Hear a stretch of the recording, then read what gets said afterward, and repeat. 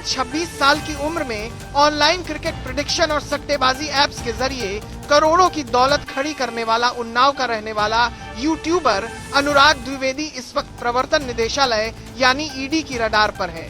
कभी social media पर luxury lifestyle दिखाने वाला अनुराग अब फरार बताया जा रहा है और उस पर ईडी का शिकंजा लगातार कसता जा रहा है। कोलकाता स्थित ईडी कार्यालय के निर्देश पर अनुराग द्विवेदी से जुड़े कई ठिकानों पर एक साथ छापेमारी की गई, जिसने पूरे इलाके में हलचल मचा दी। उन्नाव, लखनऊ और दिल्ली में फैले उसके ठिकानों पर जब ईडी की टीमें पहुंची तो जांच के दौरान अवैध कमाई से जुड़े कई अहम सबूत सामने आए। प्रवर्तन निदेशालय ने धन शोधन निवारण अधिनियम यानी PMLA 2002 के तहत कार्रवाई करते हुए लखनऊ, उन्नाव और दिल्ली में कुल 10 अलग अलग परिसरों की तलाशी ली। इस छापेमारी के दौरान जो जानकारियां और आंकड़े सामने आए वे चौंकाने वाले हैं। ईडी ने तलाशी के दौरान 4 लग्जरी गाड़ियों को जब्त किया है। इनमें सबसे खास है करीब 4 करोड़ रुपए से ज्यादा की शुरुआती कीमत वाली लंबोर्गिनी उरुस।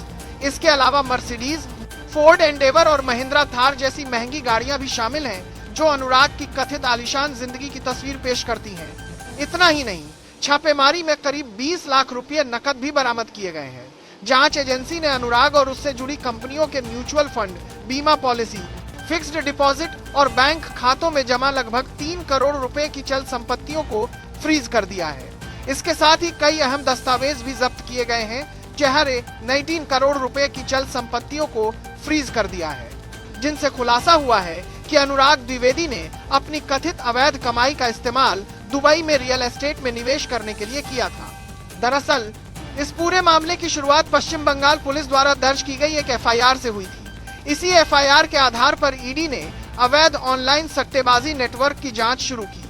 जांच में सामने आया कि सोनू कुमार ठाकुर और विशाल भारद्वाज नाम के 2 लोग सिलीगुड़ी से एक ऑनलाइन सट्टेबाजी पैनल चला रहे थे। ये लोग ऑनलाइन जुआ और सट्टेबाजी के लिए म्यूल बैंक अकाउंट्स और कई डिजिटल प्लेटफॉर्म्स का इस्तेमाल कर रहे थे, ताकि पैसों का लेन देन छिपाकर किया जा सके। जैसे जैसे जांच आगे बढ़ी, इस नेटवर्क से जुड़े कई नाम सामने आने लगे। इसी दौरान ईडी की जांच में यूट्यूबर अनुराग द्विवेदी की भूमिका भी उजागर हुई। एजेंसी के मुताबिक अनुराग अवैध ऑनलाइन सट्टेबाजी एप्स और प्लेटफॉर्म्स को प्रमोट करने में सक्रिय रूप से शामिल था। वह इन ऐप्स के समर्थन में वीडियो बनाता था और अपने सोशल मीडिया चैनलों के जरिए आम लोगों को इन प्लेटफॉर्म्स पर पैसा लगाने के लिए प्रेरित करता था। जांच में यह भी सामने आया कि अनुराग की कंपनियों के बैंक खातों और उसके परिवार के सदस्यों के खातों में बिना किसी ठोस और वैध स्रोत के बड़ी मात्रा में रकम जमा हुई है, जो सीधे तौर पर अवैध कमाई की ओर इशारा करती है। ईडी की जांच में एक और बड़ा खुलासा यह हुआ है कि अनुराग द्विवेदी ने भारत के बाहर, खासकर दुबई में कई अचल संपत्तियां खरीदी हैं। बताया जा रहा है कि भारी मात्रा में ऐसी कथित अवैध आय अर्जित करने के बाद अनुराग ने भारत छोड़ दिया और अब वह दुबई में रह रहा है।